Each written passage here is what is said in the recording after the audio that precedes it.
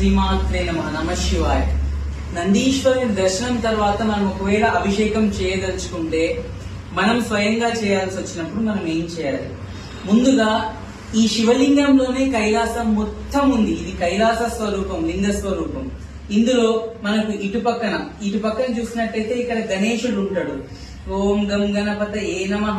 ఇటు పక్కన కార్తికేయుడు ఉంటాడు. శంశరవణ భవాయ నమః. మధ్యలో ఇక్కడ బాలా త్రిపుర సుందరి, అశోక సుందరి అమ్మవారు 3.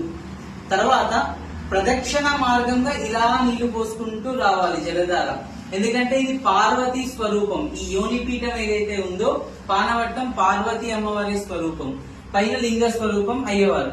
ఇలా ప్రదక్షిణ పురస్సరంగా చేసిన తర్వాత మళ్ళీ మన చెయ్యిని ఇలా ఉంచి, తల మీద డబ్బ నీళ్లు పోసేయకూడదు, చెయ్యి ఇలా ఉంచేసి ఇలా పువ్వు కానీ ఏదైనా పెట్టి, లేకపోతే తీసినా పర్వాలేదు, చెయ్యి ఇలా పెట్టి నమస్తే అస్తు భగవన్ విశ్వేశ్వరాయ మహాదేవాయ త్రయంబకాయ త్రిపురాంతకాయ త్రికాగ్ని కాలాయ కాలాగ్ని రుద్రాయ నీలకంఠాయ మృత్యుంజయాయ సర్వేశ్వరాయ సదాశివాయ శ్రీమన్మహాదేవాయ నమః.